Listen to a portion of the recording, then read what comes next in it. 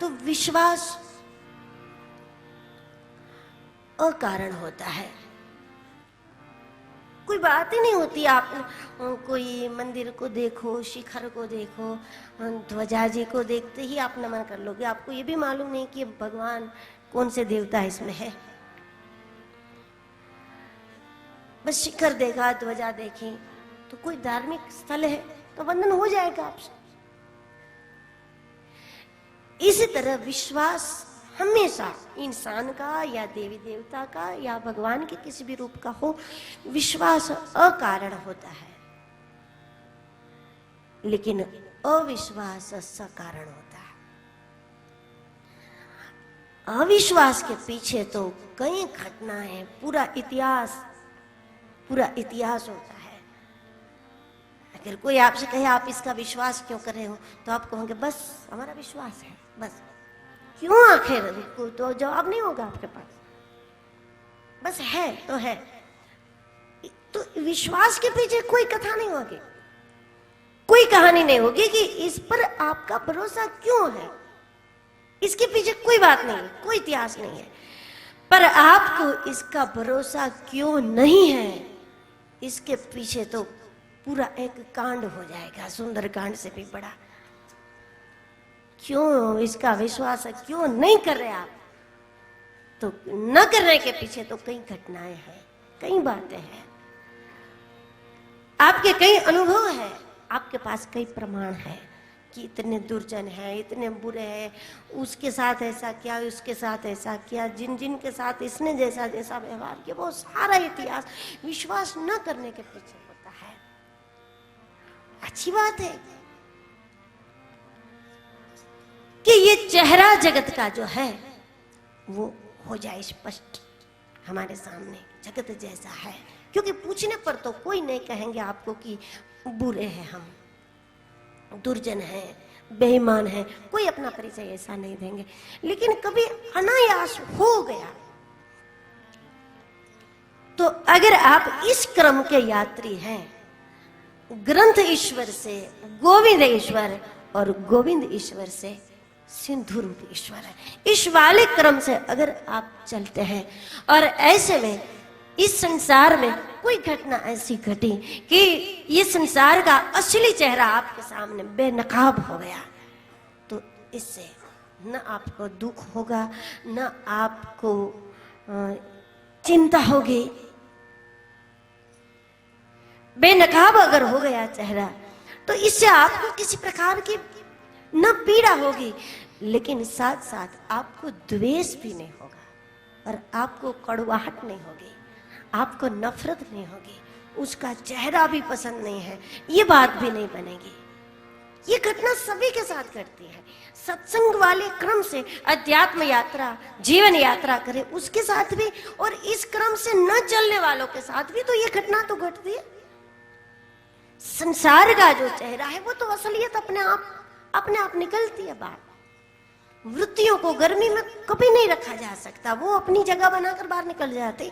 अगर इस क्रम से आपकी अध्यात्म यात्रा और जीवन यात्रा है तो ऐसी घटना घटने पर न दुख होगा, न चिंता होगी, न द्वेष होगा, न नफरत होगी, लेकिन इस बात की आपको खुशी होगी कि आपके सामने संसार का एक जो रूप था वो ऐसा प्रकट हो गया। जब तक संसार का असली चेहरा प्रकट नहीं होगा तब तक आपको भगवान का चेहरा सुंदर नहीं लगेगा, ये भी निश्चित है। तब तक दुविधा में रहेंगे, ये सुंदर है कि वो सुंदर है, संसार सुंदर है कि श्याम सुंदर है, दुनिया सुंदर है कि ईश्वर सुंदर है, तब तक ये दुविधा बने रहती। जब इसका चेहरा आपके सामने हो गया तो विश्वास न करने के पीछे आपके पास पूरी कहानियां हैं। कभी भी भविष्य में भी गलती नहीं होगी आपके, हमेशा के लिए फिर कहोगे आज भी भगवान ही सुंदर है, कल भी भगवान सुंदर रहेगा और हमेशा भगवान ही सुंदर रहेगा।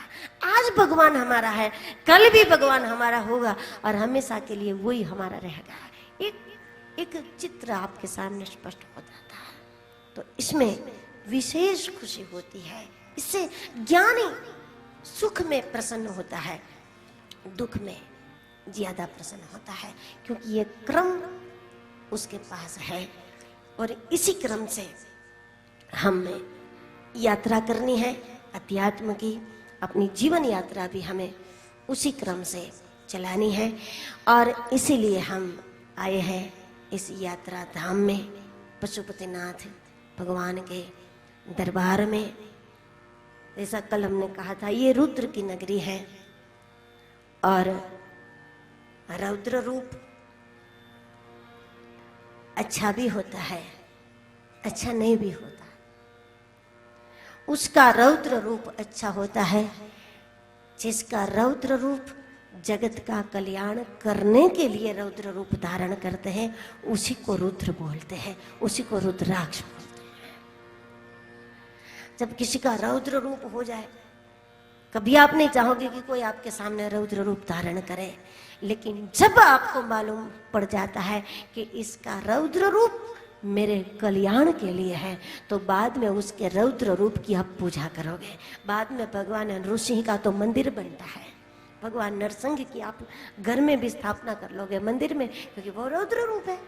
लेकिन वो रौद्र होते हुए भी आप पूजा करोगे, वो उसके आप दर्शन करोगे, उसका आप श्रृंगार करोगे, क्योंकि उसका जो रौद्र रूप है वो आपके अस्तित्व का विनाश करने के लिए नहीं है, आपके अस्तित्व को परम में मिलाने के लिए रौद्र रूप धारण करता है।